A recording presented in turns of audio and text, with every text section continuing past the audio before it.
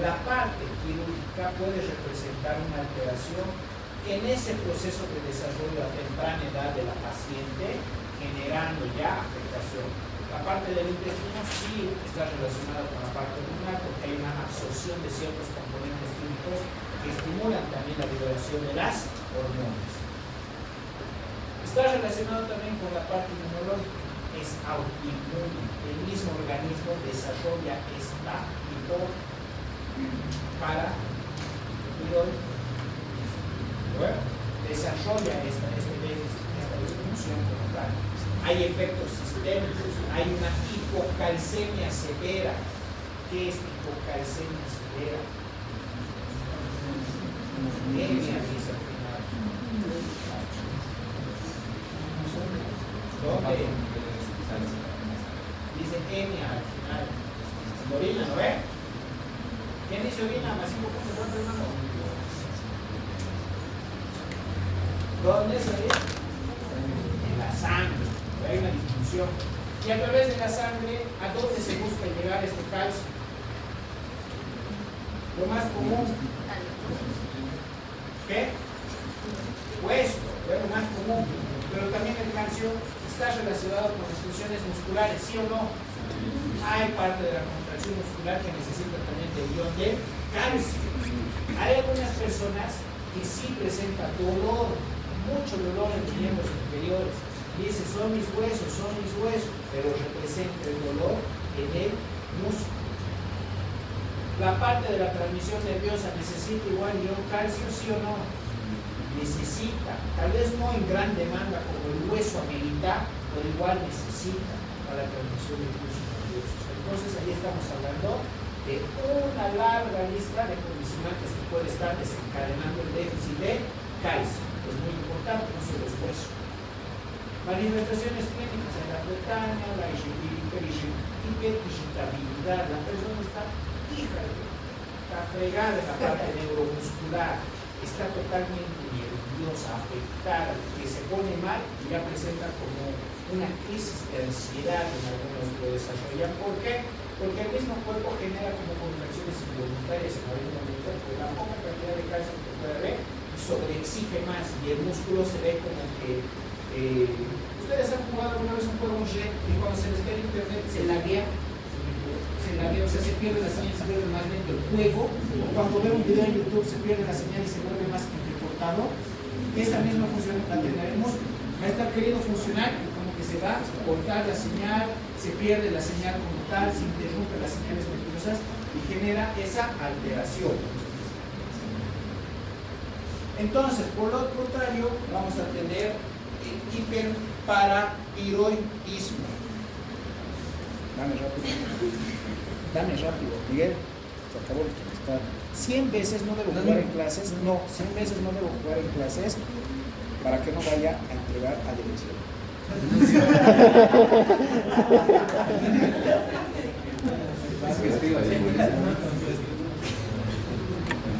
¿De quién hablas? ¿De quién es el celular? ¿De quién es el celular? Debe que ser escribir demasiado porque si no, es hiperparatiroidismo. Si quieres lo suspendemos en la clase.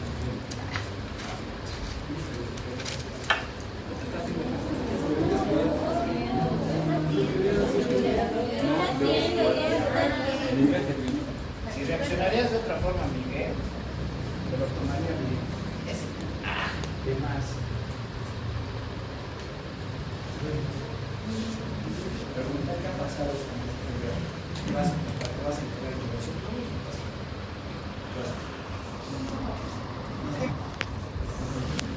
Lo contrario, hay un exceso de, si hemos visto en el otro déficit de qué era la PTH, de la ¿qué? Hormona pituitaria.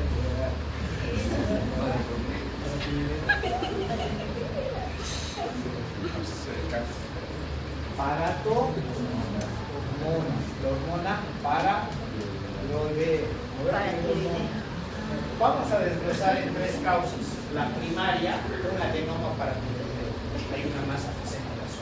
La secundaria está relacionada con una enfermedad renal crónica. La parte renal va a repercutir, la estructura renal, ustedes creen que repercute sobre la glándula suprarrenal, puede repercutir una ausencia en la función renal netamente de la parte frial del riñón. ¿Puede repercutir sobre la función de la glándula suprarrenal? Sí, puede repercutir. De manera indirecta, con la producción de ciertas hormonas o la distribución de la glándula suprarrenal de esas hormonas, entran en circulación, inhiben cierta producción, generan una liberación excesiva, en este caso, de la pared pulmonar, porque la frecuencia de la presión igual va a empezar a aumentar. Es un conglomerado de que así se altera algo acá, este toquecito de acá también se va a ver alterado. Si ellos dos se alteran, por consiguiente las siguientes estructuras relacionadas se van a volver a afectar.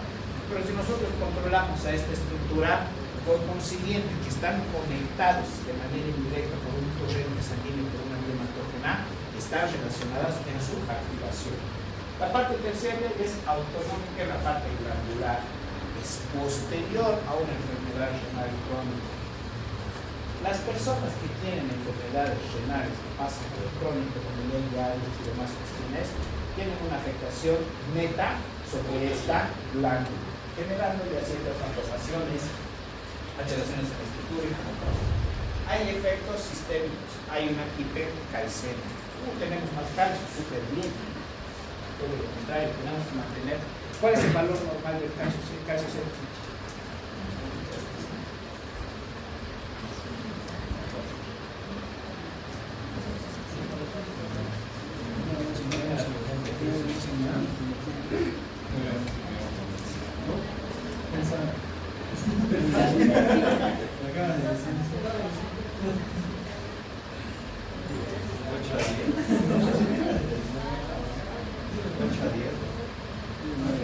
Si pasa de esos valores, ya mencionado, si pasa de esos valores, ¿qué va a pasar? No es como que tenemos más calcio, todo bien, todo ok. ¿Qué va a pasar?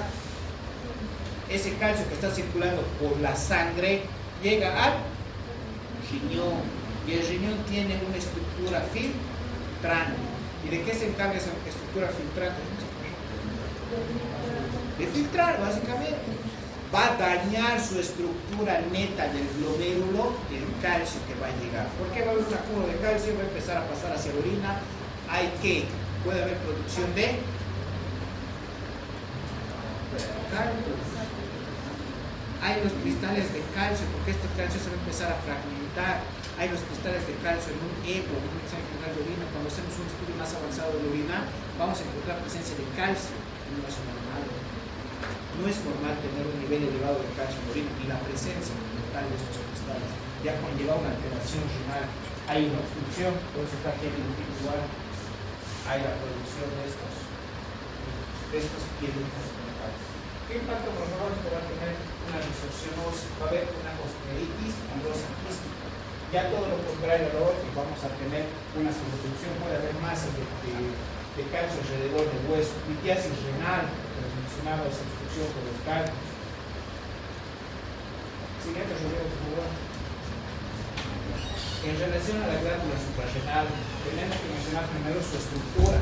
Tenemos una zona glomerular, una zona fascicular y una zona reticular. En cada uno tiene su función. Fisiología de la zona glomerular, secreción de la A2. ¿Qué patología? Hiperaldosteronismo. El síndrome de Cole está relacionado en esta parte. Hay una retención de sodio, hay una hipopotasemia. ¿Qué quiere decir la hipopotasemia? Disminución de qué? Entonces ya se presenta una alteración como tal. No solo está afectando a su estructura propia, también va a afectar a nivel sistémico mediante la circulación, la restricción de potasio, va a haber el sodio que está afectado como tal, no va a haber un movimiento de estos iones. La zona fascicular, su fisiología, secreción del cortisol. ¿Qué patología? Vamos a tener el hipercortisolismo. Está relacionado con el síndrome, con la enfermedad de Cushing, donde la parte endógena y la parte diafragmática. Desde la parte endógena, donde la manifestación va a tener una alteración neta del organismo, donde va a representar la alteración estructural de la zona fascicular de la glándula suprarrenal.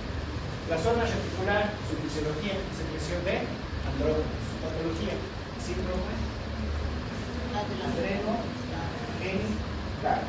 entonces ya va a repercutir en otra área más, no solo se queda en la parte renal.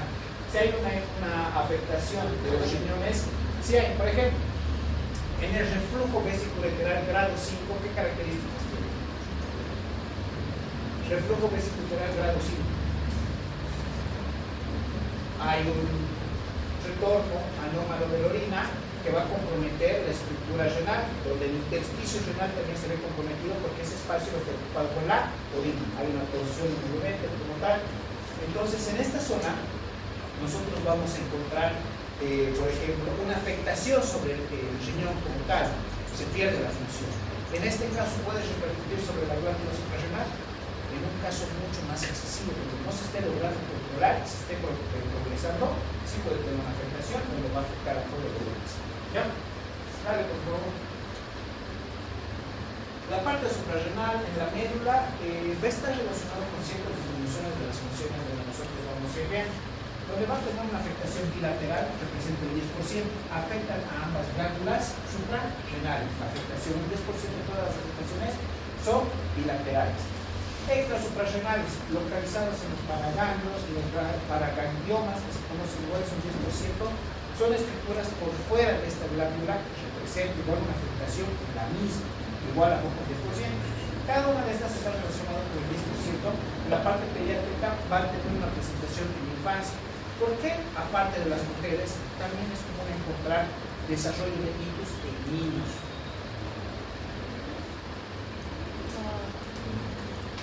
Aparte de las mujeres, que es común, lo voy a comparar con los hombres, el desarrollo de las ictus, ¿por qué también eso ocurre en los niños? ¿Por qué? No en todos, pero hay predisposición en los niños. Más por mala higiene, puede ser. Mala higiene, muy bien, Chad, muy bien. La mala higiene, la limpieza. Hay algunos que solo, ya, andas pipí, les enseñan a hacer pipí, desligan responsabilidades. Todavía tienen su, ¿qué se llamaba el culito que estaba olvidando el baño? Cuando el niño va a miccionar al baño, no se remanga y micciona, solo micciona como puede. Se queda acumulado la orina ahí. Es un ambiente adecuado para el desarrollo del organismo. Ingresas el uréter, sí cuesta un poco más en el varón, pero pasa lo mismo. En las mujercitas, igual, van al baño, no se limpian bien. A lo menos a las mujercitas, desde niñas, se les recomienda, ¿no?, enseñarles a limpiar bien, porque están los labios mayores y son zonas donde son pliegues hacia la parte interna igual, que se puede acumular secreción. Entonces es una zona donde podemos encontrar bacterias. ¿Va a tener una afectación indirecta? Sí. La parte de la malignidad, hay una evidencia donde se presenta, hay riesgo de metástasis, de desarrollar ciertas metástasis, ciertas patologías cancerosas desde el riñón, que va a tener una afectación sobre la glándula suprarrenal. Siguiente, Ricardo, por favor. El páncreas endocrino, un poco vamos a ver esto. El páncreas, ¿qué tipo de glándula es? Que comprende lo mismo. Endógena y exógena. ¿Qué características tiene una glándula endógena?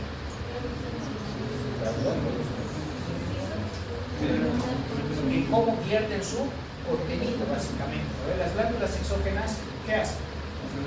A través de un conducto lo llevan hacia una superficie. Las endógenas directamente al torrente sanguíneo. Por eso se maneja el mixto de las glándulas. Hay ciertos tipos de, no vamos a entrar en eso, hay cierto tipo de hormonas en relación a las glándulas que van a tener de células específicas, las células A, que se encargan de producir hormonas. Hay unas que directamente van al torrente sanguíneo. Hay otras que utilizan conductos para llegar hacia la parte digestiva. Entonces ahí entra esa misma. Ahora, en el aspecto de la diabetes, tanto de la diabetes tipo 1 y de la diabetes tipo 2, ya está relacionado igual con la parte hormonal, donde un déficit absoluto se va a considerar tipo 1, donde su etiología común va a ser autoinmune. El mismo organismo, la parte inmunológica, va a empezar a generar una destrucción, una alteración estructural sobre las glándulas específicas. ¿Qué mecanismo va a haber? Va a haber una destrucción mediada, caracterizada por células T, los linfocitos T de las células beta pancreáticas generan una propia destrucción. ¿Ya? Es como decir que ya podemos identificar los ojos. Básicamente esas células propias van a ir a destruir su propio